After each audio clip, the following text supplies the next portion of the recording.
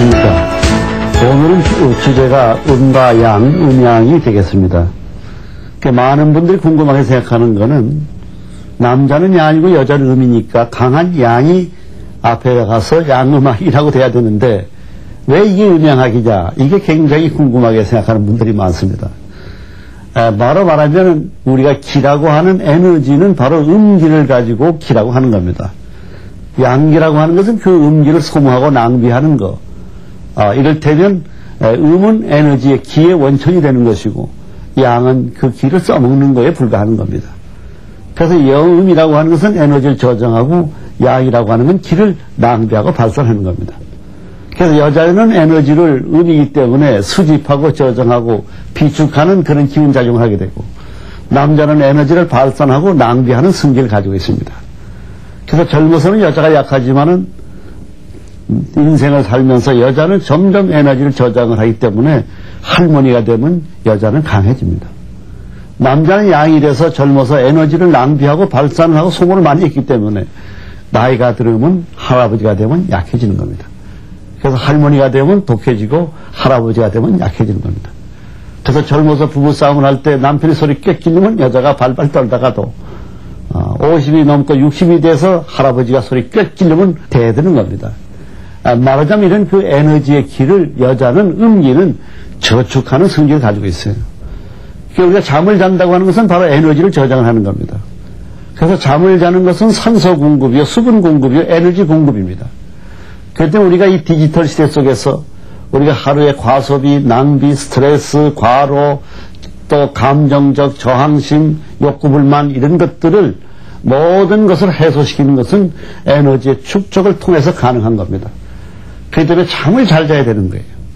그러니까 우주의 음기는 밤 벌써 9시, 3시가 되면은 벌써 음기의 기가 동하는 겁니다. 우리의 건강이라고 하는 것은 자연의 우주의 질서대로, 천체의 흐름대로 우리 인간이 거기에 적응해서 호흡을 맞춰서 자연의 질서와 우리의 인체가 동일할 때 우리의 건강은 유지가 되는 겁니다. 그럼 우리는 밤 9시, 3시 음기가 동하는 지구의 그 질서에 의해서 우리는 잠을 자야 되는데, 여러분들 9시에 잠을 잡니까? 9시에는 뉴스 하죠? 또 우리가 제일 재미있게 흥미있는 프로가 9시 45분부터 연속 방송국이 시작이 됩니다. 그 우리가 듣고 나면 11시 되죠. 잠을 못 자요. 그러니까 이 디지털 시대 속에 우리는 편리함과 과학의 혜택을 누리지만은 자연에 역행하는 인공적 이런 기술의 과학의 편리함은 우리의 자연의 생활을 역행함으로 인해서 우리의 건강을 간접 직접적으로 우리에게는 말하자면 멍들어 가고 있는 겁니다. 이걸 우리가 현대인들이 인식하지 아니하고 생활한다면 우리의 건강은 그렇게 건전하게 안정된 상태를 유지할 수 없다는 사실을 이 시간을 통해서 우리는 깊이 깨달아야 된다고 보는 겁니다. 우리가 밤 1시, 3시가 되면은 가장 에너지가 저축해주는 시간이 바로 그 시간대인데, 우리가 그 시간에 비디오를 본다든지 바둑을 둔다든지 또 잡기를 즐긴다든지 춤을 춘다든지 그러면서 또 알코올에 또 우리가 또 술로서 또 우리가 컨디션을 잃어버린다면 그 사람의 건강은 망가지고 마는 겁니다. 우리가 밤 1시, 3시에는 반드시 우주의 가장 에너지가 농축된 시간이 바로 축시라고 하는 시간이 되는 겁니다. 그래서 새벽 1시, 3시에는 무조건 수면에 들어가 있어야 한다는 걸 아셔야 됩니다. 우리는 어떤 때 과로하고 또 다른 날보다도 더 힘든 일을 겪었지만은 멀쩡할 때가 있는 거 아니에요. 어떤 날은 특히 피곤한 날이 있습니다. 그 이유는 뭐냐? 수면의 부족과 새벽 1시, 3시 축시에 잠을 자지 아니하면은 에너지의 결핍에 의해서 그 이튿날 과로하면은 말하자면 몸살이 되고 감기로 이어지는 겁니다. 이런 음과 양의 기운의 변화, 이치를 알고 우리가 이 건강 관리를 해야 된다. 바로 그래서 이런 하나의 사주 건강학이라고 하는 디지털 시대의 우리의 건강 관리의 중요성을 강조하는 의미가 여기에 담겨져 있다고 보는 겁니다. 우리가 홀수는 양이 되고 짝수는 음이 됩니다. 말하자면 홀수는 강한 숫자요, 짝수는 음의 숫자입니다. 약하다는 것은 에너지를 저장하는 겁니다. 강한 것은 낭비를 하는 겁니다. 그래서 우리가 사람의 체질을 보게 되더라도 건강적으로 보면은 튼튼한 사람이 오래 삽니까? 아니면 골골하는 약골이 오래 삽니까?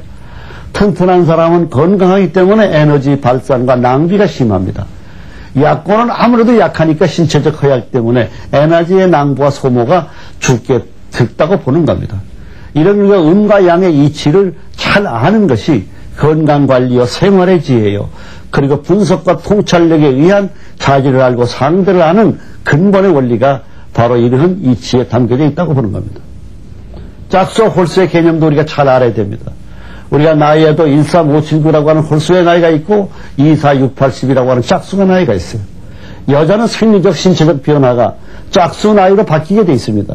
예를 든다면 22, 34, 36, 38, 42, 44, 46, 48 이렇게 짝수 나이로 바뀌는 겁니다.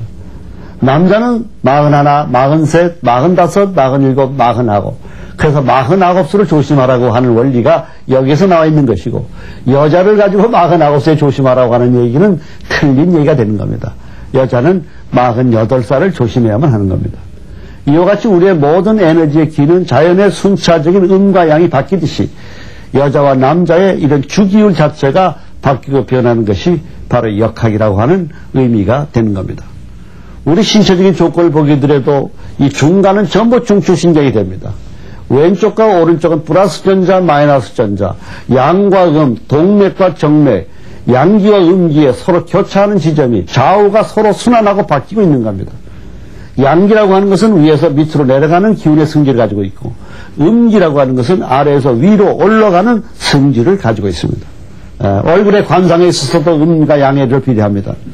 지구라고 하는 별이 물리 70%라는 얘기를 했듯이 우리 인체의 수분이 70%이듯이 가장 음과 양의 비례는 7대3으로 보고 있습니다. 그래서 우리가 옛날 동양화를 보게 되면 7대3입니다. 구도가 3단계로 되어 있고 여백이라고 하는 음기가 70%가 되어 있습니다.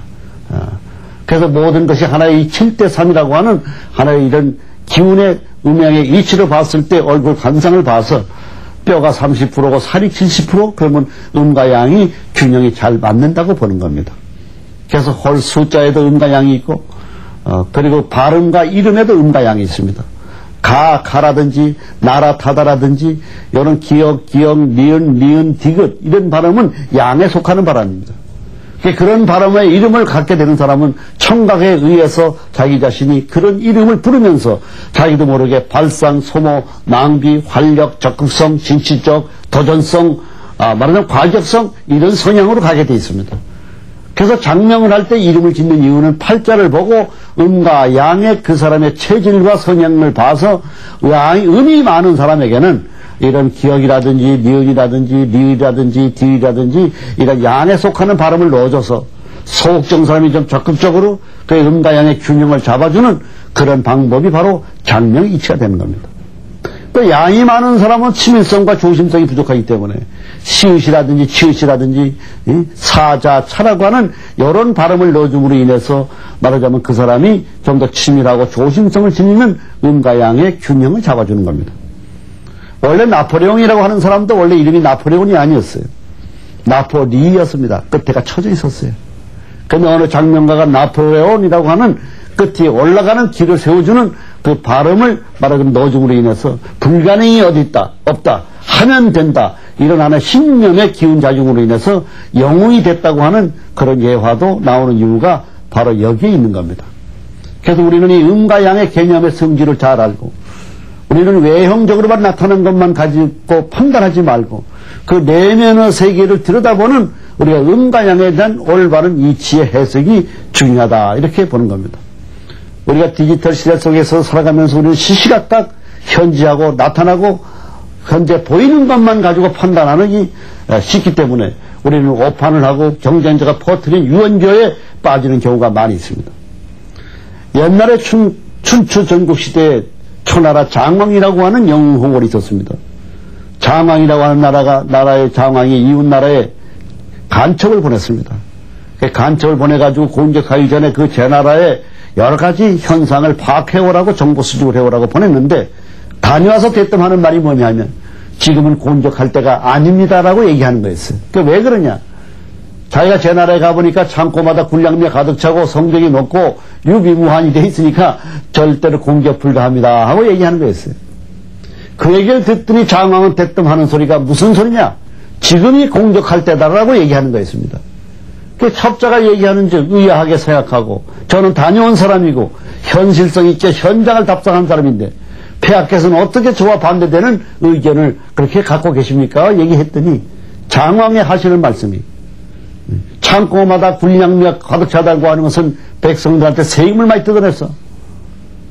그런 백성들의 원성이 높아 국민적 화합과 지지를 받지 못하는 군대는 약존이다 이 말이에요.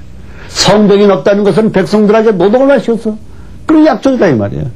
그래서 이를테면 첩자는 외형적으로 나타나는 걸 봤지만은 장왕은 그 안이라고 하는 내면의 세계, 음의 세계를 들여다보는 깊은 통찰력을 가졌던 것입니다. 바로 이런 우리가 음과 양의 개념의 정리를 우리가 제대로 알고 음과 양의 균형을 어떻게 잘 조정하고 조화를 해 나가느냐 하는 것이 굉장히 중요합니다. 그래서 아침과 낮에는 양이고 저녁과 밤에는 음이고, 그래서 팔자를 보게 되면은 그 사람의 십간이라고 하는 열자가 나옵니다. 그것이 갑, 을, 병, 정, 무기, 경신, 임계가 되는 것입니다. 그리고 갑이라고 하는 것은 바로 뭐냐면 양목이 됩니다. 갑이라고 하는 것은. 그래서 갑이라고 하는 것은 양이 되고, 을이라고 하는 것은 음목이 돼서 음이 되는 겁니다. 그래서 갑과 을, 그래서 갑은 양이요, 을은 음이 되는 겁니다. 양이라고 하는 건 뭐냐? 정신세계를 의미합니다. 우리의 뇌에는 좌뇌라고 하는 우뇌라고 하는 정신뇌와 육감의 뇌가 있습니다. 정신뇌는 표면에 있는 상뇌, 이것이 현대의학 용어로 좌뇌가 되어 있고, 아래에 있는 하뇌 큰 덩어리 뇌가 우뇌로 해서 그게 육감의 뇌가 되는 겁니다. 그래서 남자는 정신신경의 뇌가 발달되어 있고, 여자는 우뇌와 육감의 뇌가 발달되어 있습니다. 그래서 남자는 정신세계고, 여자는 육감의 특징을 지니고 있는 생리적 요소를 가지고 있습니다. 그래서 남자의 건강한 핵심은 뭐냐? 정신세계에 있어요.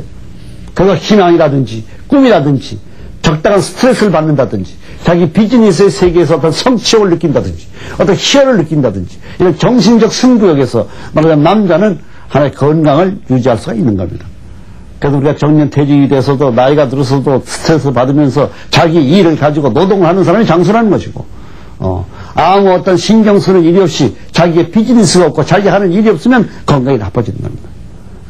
여자는 육감적입니다. 여자의 질병의 원인은 실질적으로 얘기하면 생리적 성생활이 성인이 됐을 경우에는 가장 중요한 성생활이 모든 질병의 원인이 된다고 분석할 수가 있는 겁니다. 이것은 고전을 통해서 성보인수를 보면 나타나는 얘기입니다. 우리가 보십시오. 올드미스나 노처녀들이 정상적인 부부생활을 하지 못하기 때문에 신체적인 리듬이나 내분비나 자율신경 교감이나 호르몬 분비, 내분비가 제대로 순환이 아니 되기 때문에 신체적 어떤 장애가 나타나기 때문에 그것이 표현되는 것이 짜증과 신경질인 겁니다. 그래서 올드미스가 시집을 가면 신경질적인 것이 그대로 착해지고 순화되는 이유가 바로 육감의 생리적인 걸 의미하는 겁니다. 그래서 남자와 여자는 이런 정신세계와 육감의 세계, 이런 음과 양을 가지고 부부생활, 인간관계, 처세술, 상하관계, 이것을 우리가 슬기롭게 이해를 한다면 우리가 운명을 개척하는데 유익한 조언이 될 수가 있는 겁니다. 우리가 여성들이 흔히 생각할 때 남성들이 관대하고 너그럽고 이해심이 많다고 생각하면 착각입니다. 남자는 뼈로 뭉쳐져 있고 신경질로 뭉쳐져 있는 정신신경이 됩니다. 그래서 과민한 신경 조직을 가지고 있어요.